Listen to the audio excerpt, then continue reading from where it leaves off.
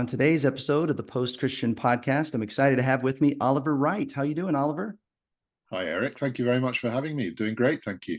Excellent. Well, you're over in the UK, and having grown up there, I would just love to hear your journey of moving into the world of theology. You are editor of a book I'm eager to talk about here in a moment, but tell us a little bit about what you're studying and how you even moved into this after working as an attorney for so long. Yeah, thank you. Well, I grew up in a Christian family, and Christian ministers in my family is a bit like the family business, to be honest. So I got a lot of it growing up, and some of it was on my own terms. I was a chorister when I was a boy at New College in Oxford, singing evensong almost every night. And then when I went to university, I did the same thing. I became a choral scholar there, so I was participating in traditional Anglican choral music, night after night after night. And although in my conscious self, I was choosing not to follow the family business, I think in my subconscious self, something had got hold of me and had really got inside my bones and my blood, which is there today. And Beautiful. after some very happy years working as a lawyer, I loved being a lawyer. I got promoted right up to the top very quickly.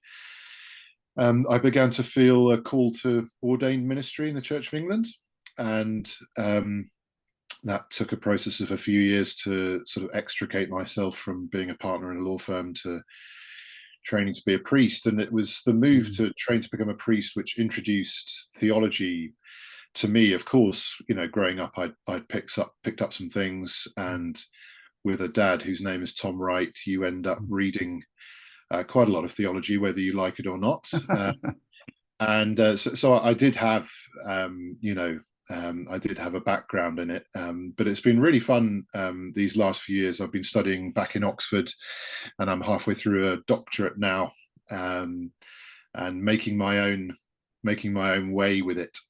That's beautiful. Is there an emphasis of what you're studying?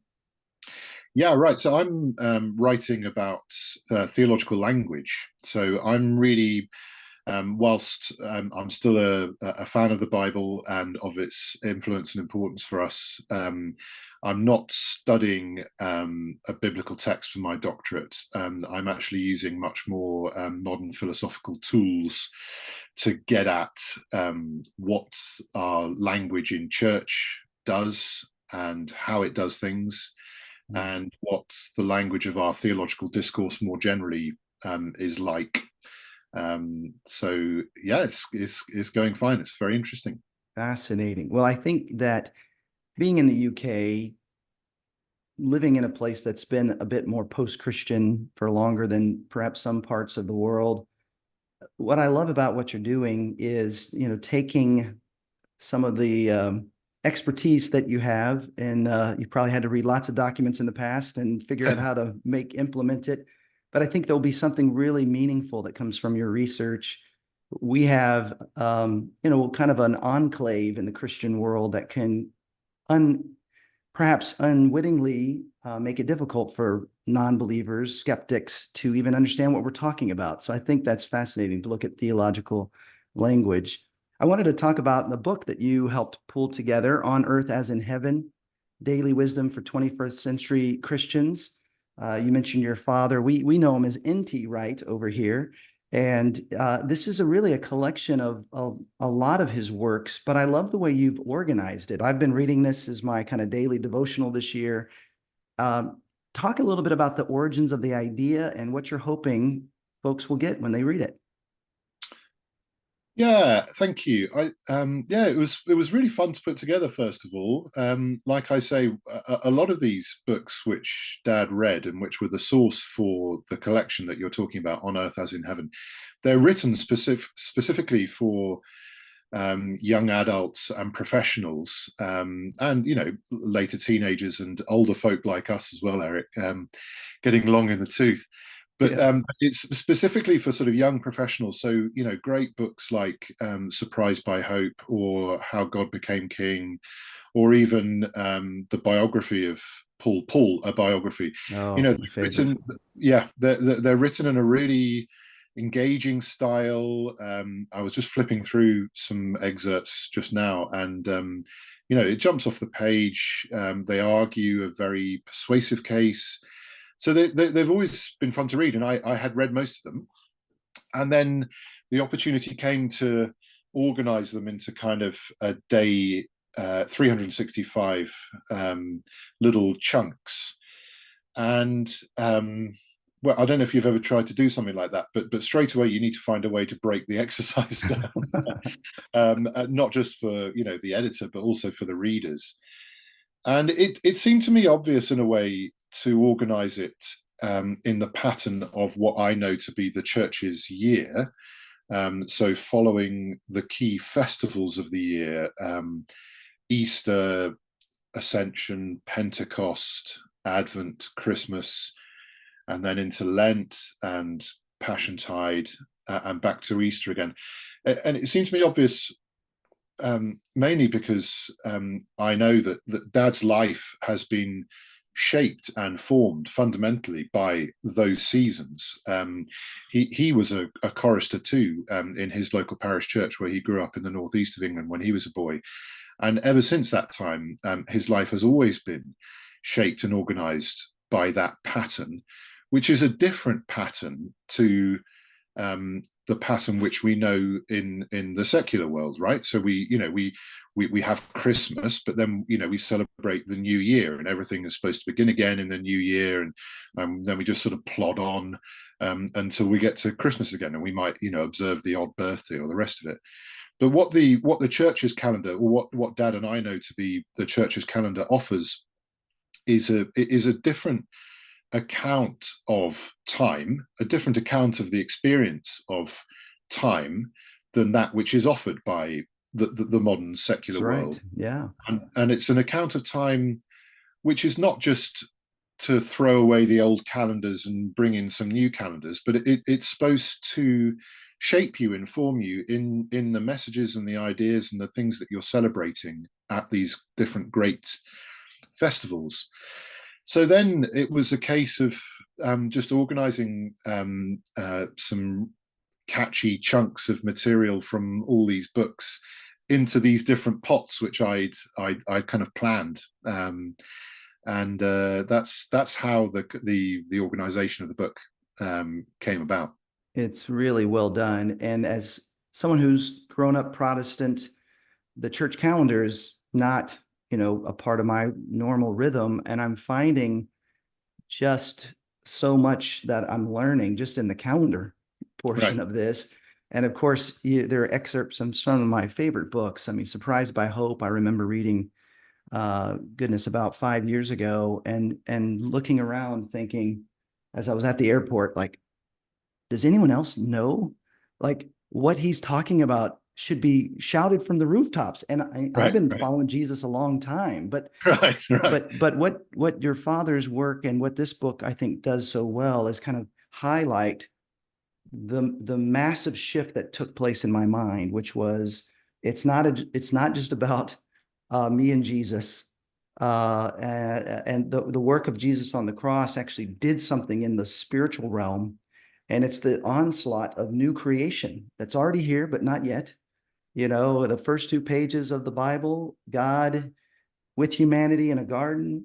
The last 2 pages of the Bible, God and humanity in paradise, which is from the word garden. Like there's an in between in this brokenness. We're supposed to be praying, Jesus said, that your kingdom come, your will be done on earth as it is in heaven. So it's not just about trying to tell people about Jesus. We need to do that, but we need to show the world the new creation, bringing justice, caring for those who are overlooked. And that's how the church has advanced in pre-Christian world.